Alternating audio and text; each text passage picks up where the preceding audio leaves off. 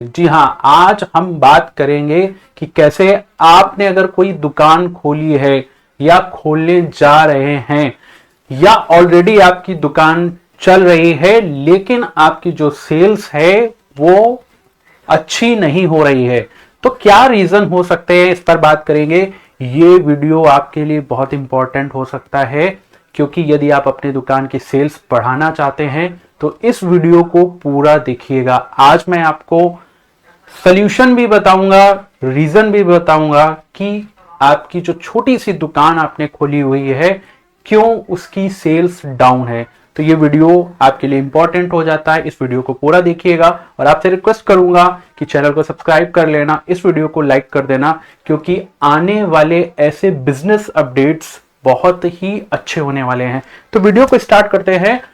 I will not waste your more time. तो सबसे पहले हम बात करेंगे यहां पे जो नंबर वन रीजन है, जी हाँ, पुअर लोकेशन और विजिबिलिटी। क्या होता है मैं हिंदी में आपको पूरा बताऊंगा, इंग्लिश में ये लिखा हुआ है ताकि आपको अच्छे से समझ में आ जाए। अब ये पुअर लोकेशन और विजिबिलिटी क्या होती है, देखिए जब भी कोई दुकान खोलता है, मान लीजिए आपकी कोई दुकान आप खोलने जा रहे हैं यहां पर, ठीक है, जैसे कोई दुकान है आपकी और उसको आप खोलने जा रहे हैं, कहीं पर भी आपने चूज कर लिया है, तो सबसे बड़ी दुकान होती है शॉप की लोकेशन। आपने क्या ली हुई है यहाँ पे, लोकेशन मतलब कहां पर आपकी दुकान खोल आप ओपन की हुई है या ऑलरेडी आपकी दुकान है। अब बहुत क्या होता है, बहुत सारे लोग ये गलती करते हैं, जब भी वो दुकान खोलते हैं, आपकी कोई भी दुकान है, तो वो क्या करते हैं, लोकेशन चूज करने में बहुत बड़ी गलती कर देते हैं। लोकेशन बहुत डिपेंड करता है आपकी दुकान की सेल्स पे। अब बहुत सारे क्या होते हैं, किसी गली में दुकान खोल दी, किसी ऐसी जगह दुकान खोल दी जहां पे कस्टमर कभी कभी आते जाते हैं। उससे क्या होता है, देखिए एक सिंपल सी चीज है, जो दिखता है वही बिकता है। तो आपको हमेशा ध्यान रखना है कि जब भी आप दुकान खोलने जा रहे हैं या ऑलरेडी आपने दुकान खोली हुई है, तो उसमें सबसे बड़ा रीजन अगर सेल्स का ना होना है तो वो ये है कि आपकी दुकान जो है वो सही जगह पर नहीं है। इस पॉइंट को आपको चेक करना है कि क्या मेरी दुकान एक ऐसी जगह पे है जहां पर कस्टमर्स का आना जाना रहता है, जहां पर ऐसा मार्केट एरिया है जहां पर लोग आते हैं और आपकी दुकान दिखती है लोगों को। आपने वहां पे कुछ साइन बोर्ड या कुछ ऐसा लगा रखा है जिससे अगर वो ऐसी जगह है भी कि जहां पर ज्यादा लोग नहीं आते लेकिन उनको दिखता है कि हाँ ये दुकान, फला दुकान यहां पर खुली हुई है। तो इस चीज का आपको बहुत ध्यान रखना है, लोकेशन विजिबिलिटी का। आपकी दुकान एक तो सही लोकेशन पर होनी चाहिए, दूसरा आपकी दुकान दिखनी चाहिए, पता चलना चाहिए कि आपकी दुकान में क्या चीजें हैं, क्या सेल हो रहा है, पहली नंबर चीज हो गई। तो आपको ध्यान रखना है पुअर लोकेशन और विजिबिलिटी की वजह से आपकी जो सेल्स है वो डाउन हो सकती है, क्योंकि भैया जब तक कस्टमर ही नहीं आएंगे सेल्स कहां से होगी, नंबर वन चीज हो गई। दूसरी चीज बात करते हैं इन्वेंट्री और डिमांड चेंजेस। क्या होती है इन्वेंट्री, क्या होता है डिमांड चेंजेस। देखिए मैं आपको बहुत सिंपल भाषा में बताता हूं। अब इन्वेंट्री, अब मान लीजिए आपकी कोई दुकान है आपने खोली हुई, अब क्या होता है, अगर कोई आपकी दुकान में आया, किसी ने बोला कि मुझे फला चीज चाहिए या फिर कोई साबुन चाहिए, ठीक है, आपने देखा, आपको पता नहीं था, आपने बोला कि अभी नहीं है कल आ जाना।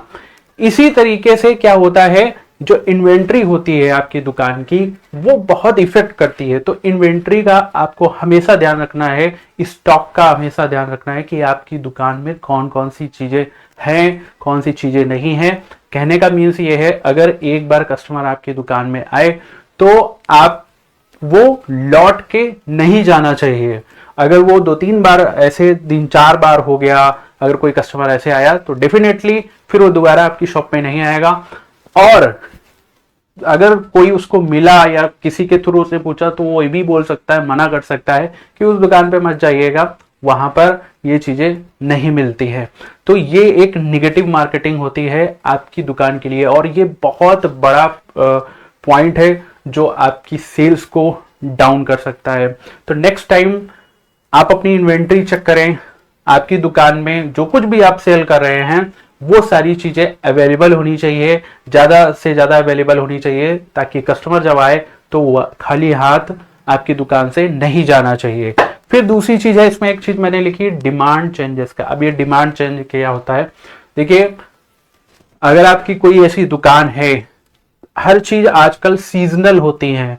जैसे अगर मान लीजिए आपकी कोई ग्रोसरी की दुकान है, ठीक है, राशन की दुकान आप सेल करते हैं, तो आपने देखा होगा कि गर्मियों के सीजन में कोल्ड ड्रिंक वगैरह ज्यादा वहां पर बिकती है दुकानों में, ठीक है। तो आपको जो सीजनल चेंजेस हैं, मतलब डिमांड के हिसाब से चेंजेस आपको करते रहना चाहिए। जैसे कोई फेस्टिवल आ गया, उस हिसाब से आप दुकान में इन्वेंट्री भर सकते हैं, ठीक है। कोई सीजन आ गया, जैसे विंटर सीजन है, समर सीजन है, ठीक है, तो सीजन के हिसाब से अपनी दुकान का जो स्टॉक है वो आपको चेंज करते रहना है। तो इससे क्या होगा, इससे होगा ये कि आप जो कस्टमर को नीड है सीजन के हिसाब से या डिमांड के हिसाब से, उस हिसाब से कस्टमर आपकी शॉप में आएगा, और इससे भी आपकी सेल्स क्या होगी, वो बढ़ती रहेगी, ठीक है। नंबर 2 पॉइंट में हमने ये कवर किया। पहला हमने आपको बताया पुअर विजिबिलिटी और लोकेशन के बारे में। नंबर 2 मैंने आपको बताया कि आपको इन्वेंट्री और डिमांड चेंज का ध्यान रखना है, ये बहुत बड़ा इंपॉर्टेंट फैक्टर है। फिर उसके बाद आते हैं पुअर कस्टमर सर्विस। जी हाँ, बहुत इंपॉर्टेंट है। और आजकल अगर आप ऑनलाइन एप्स की बात करें, ऑनलाइन शॉपिंग की बात करें, तो जो पुरानी दुकानें हैं या जो गलियों में जो दुकानें खुली हुई हैं वो इसीलिए डाउन हो रही हैं क्योंकि उनकी जो कस्टमर सर्विस है, एक्चुअली उनको पता ही नहीं होता। बहुत सारे लोगों को नहीं पता होगा कि कस्टमर सर्विस होती भी क्या है। लेकिन जो ऑनलाइन डिलीवरी है, ठीक है, जो ऑनलाइन सामान बिक रहा है, जो एप्स है, आज वो मार्केट में बिलियंस क्यों कमा रहे हैं, लाखों क्यों कमा रहे हैं, करोड़ों की कंपनी क्यों बन रही है, सिर्फ आपकी एक गलती की वजह से बन रही है। और वो गलती ये है कि आपकी जो कस्टमर सर्विस है वो बहुत पुअर कस्टमर सर्विस है। कैसे पुअर कस्टमर सर्विस है, बड़े ध्यान से सुनिएगा। देखिए बहुत सारी चीजें इसमें होती हैं कस्टमर सर्विस में। अब मान लीजिए एग्जांपल के थ्रू मैं बताता हूं कि अगर आपकी दुकान पे कोई कस्टमर आया, नंबर 1, कस्टमर को आपको ज्यादा वेट नहीं कराना है। कस्टमर ने कुछ आपसे मांगा, बहुत सारे दुकानदार ऐसे होते हैं अपना कुछ किसी काम में लगे रहते हैं, कस्टमर 5 मिनट 10 मिनट खड़े है आपकी दुकान पे, उसने आपसे बोल दिया कि ये चीज चाहिए, आपने सुना ही नहीं उसको, या फिर आपकी दुकान में जो वर्कर काम कर रहे हैं उन्होंने भी इग्नोर कर दिया, कस्टमर खड़ा है, ठीक है। नंबर 1, किसी के पास इतना टाइम नहीं है कि आपकी दुकान पे खड़े होके घंटों वेट करे एक चीज को लेने के लिए।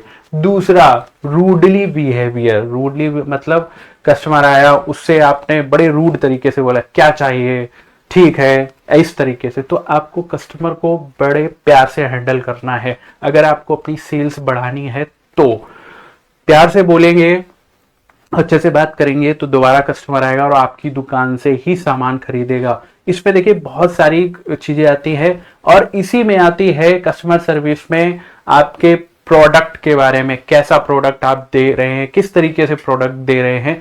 तो आपको आपकी जो कस्टमर सर्विस है वो आपकी बहुत अच्छी होनी चाहिए। भले ही कस्टमर आपकी दुकान में पहली बार आए हो, 10 बार आए हो, 1000 बार आए हो, आपकी जो कस्टमर सर्विस है वो बहुत अच्छी होनी चाहिए। अगर ये चीज आपकी दुकान में नहीं है तो कितना भी अच्छा आपका स्टॉक हो, कितनी अच्छी लोकेशन हो, कहीं पर कुछ भी आप कर लीजिए, आपकी सेल्स हमेशा डाउन ही रहेगी। अगर आपको कस्टमर जोड़ने हैं, कस्टमर बढ़ाने हैं, तो आपकी कस्टमर सर्विस ऑलवेज अच्छी होनी चाहिए। तो इस चीज का आपको ध्यान रखना है, कस्टमर को अच्छे से डील कीजिए। अब बात करते हैं नेक्स्ट पॉइंट की, जो कि है poor shop appearance, quality of product. ये भी बहुत बड़ा इंपॉर्टेंट है। अब एक दुकान पे मान लीजिए आप ही कस्टमर हैं, आप किसी ऐसी दुकान पे जाते हैं जहां पर गंदे तरीके से स्टॉक भरा हुआ है, कहीं कुछ बोरी में रखा हुआ है, कहीं कुछ गत्तों में रखा हुआ है, आपने मांगा, घंटों ढूंढा जा रहा है वहां पे, अच्छा ऊपर रखा है, अच्छा नीचे रखा है, बोरी में रखा है, घंटों ढूंढा जा रहा है, गंदी सी दुकान है, धूल उड़ रही है, ठीक है। तो क्या आप ऐसी दुकान में जाना पसंद करेंगे? बिल्कुल नहीं पसंद करेंगे। गलती से भी आप अगर एक बार जाएंगे तो दोबारा जाने का आपका मन नहीं होगा, ठीक है। तो आपकी जो दुकान है उसकी जो भी स्टॉक्स आपने किया है उसको अच्छे से ऑर्गेनाइज कीजिए, अच्छे से रखिए, दुकान को साफ सुथरा रखिए। और उसके बाद में आती है क्वालिटी ऑफ प्रोडक्ट्स। मोस्टली जो दुकानदार हैं, जो छोटे दुकानदार हैं, वो ये गलती जरूर करते हैं। क्या होता है, क्वालिटी ऑफ प्रोडक्ट, घटिया चीजें लोगों को बेचना।